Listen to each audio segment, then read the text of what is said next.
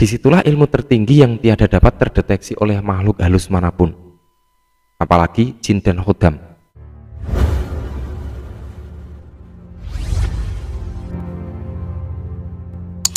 Assalamualaikum warahmatullahi wabarakatuh. Bismillahirrahmanirrahim. Alhamdulillah, bertemu lagi dengan Sehjati Channel. Pada kesempatan kali ini saya berusaha mengulas tentang khodam atau kekuatan khodam.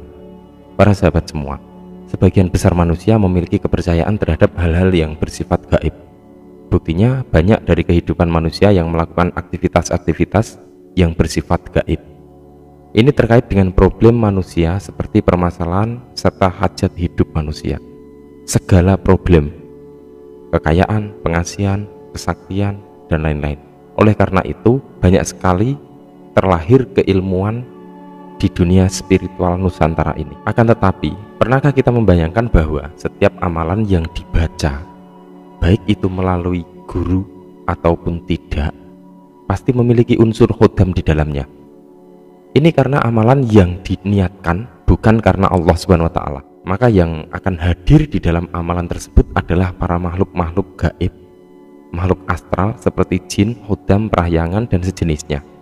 Apalagi amalan yang memang ditujukan untuk urusan duniawi seperti kekayaan, pengasihan, kesaktian, dan lain-lain. Para sahabat semua, setelah manusia itu merasakan bosan dengan dunia supranatural, akhirnya akan ada keinginan yang timbul dari hati kecilnya untuk memahami ilmu mengenal diri. Inilah spiritual yang sesungguhnya. Karena sebelum kita mengenal tentang ilmu mengenal diri ini atau ilmu makrifatullah, kebanyakan dalam perjalanan batin manusia hanya mengikuti alam gaib yang tampak saja, seperti ibarat album foto yang hadir secara slideshow yang bergerak dengan sendirinya tanpa kita tahu arahnya kemana. Seperti itulah alam gaib yang hadir di dalam mungkin pada seseorang yang bisa dikatakan pemula.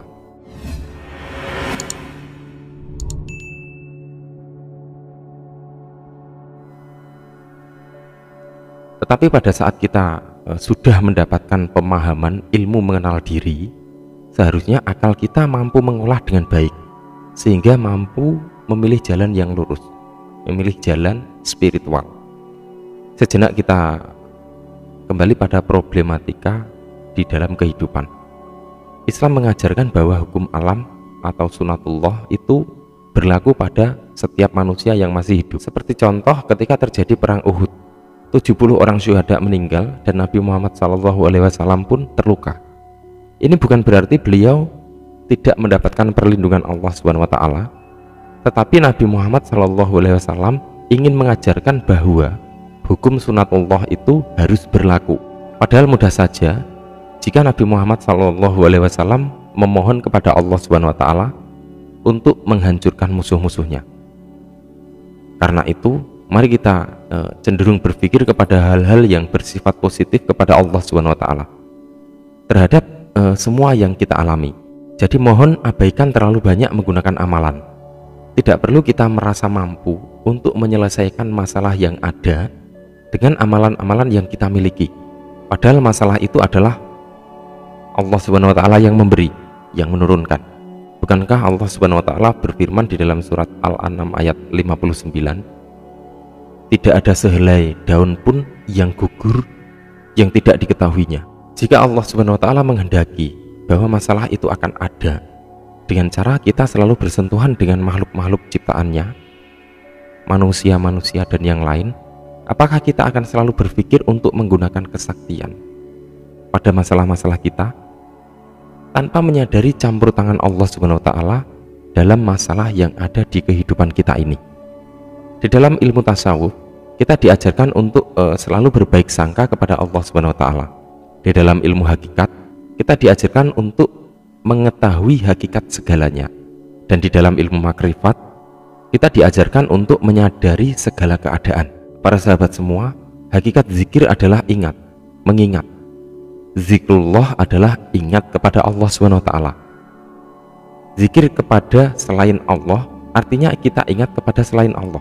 Tidak disarankan kita berzikir tetapi ingat kepada masalah-masalah kita, rezeki, pangkat, sakit hati, dan keinginan-keinginan duniawi kita yang lainnya. Jika kita selalu berpikir dan berusaha untuk mengakhiri sebuah permasalahan, maka jika belum sampai pada waktunya, masalah pun tidak akan bisa selesai. Kita tidak perlu banyak berkeluh kesah kepada Allah Subhanahu wa Ta'ala tentang setiap masalah yang ada, karena sama artinya kita tidak menerima apa yang diberikan Allah Subhanahu wa Ta'ala terhadap kita. Kita cukup meletakkan saja, menyandarkan hidup kita kepada Allah di dalam setiap masalah yang menghampiri kita.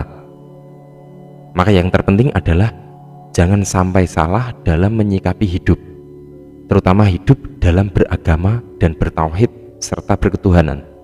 Di dalam dunia tauhid, kita tidak perlu mencampur adukkan urusan lahiriah dengan urusan batiniah. Ini karena memang ranahnya sudah beda.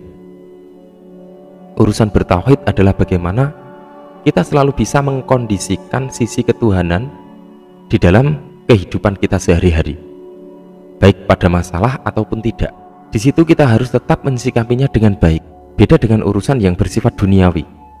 Kita melakukan zikir dengan masalah yang ada. Para sahabat semua, Nabi Muhammad SAW bersabda, hati orang-orang mukmin itu rumahnya Allah. Jika kita mau masuk ke dalam alam ketuhanan ini, jangan pernah kita pedulikan apapun, termasuk amal kita yang sedikit. Sebab rahmat Allah Subhanahu wa Ta'ala akan selalu hadir di setiap hambanya tanpa terkecuali. Sekali lagi, niatkan setiap zikir kita hanya kepada Allah. Sebab hanya dengan mengingat Allah, hatimu menjadi tenang. Biarkan masalah mengalir dengan sendirinya, karena masalah itu akan menuju ke tempat finish dan selesai jika kita segera menyadarinya. Bukan mengingat masalah di dalam setiap zikirmu dengan berdalih semua diserahkan kepada Allah Subhanahu wa Ta'ala, sehingga itu menyebabkan zikirmu terbaca oleh makhluk halus seperti khodam, jin dan lain sebagainya, dan tidak sampai zikirmu pada kekosongan. Disitulah ilmu tertinggi yang tiada dapat terdeteksi oleh makhluk halus manapun, apalagi jin dan khodam. Kekosongan ini memang tiada apa-apa di sana, tetapi jika kita masuk di dalamnya, semakin tinggi tingkat kepasrahan, maka akan semakin tinggi pula energi positif yang ada dan mengalir pada diri kita. Subhanallah. Para sahabat semua, mari kita belajar untuk mengkondisikan setiap apa yang ada di dalam diri kita, baik itu berkah maupun masalah. Semoga Allah selalu memberikan petunjuknya dan jalan terangnya untuk kita semua. Semoga bermanfaat. Wallahu a'lam bishawab. Wassalamualaikum warahmatullahi wabarakatuh.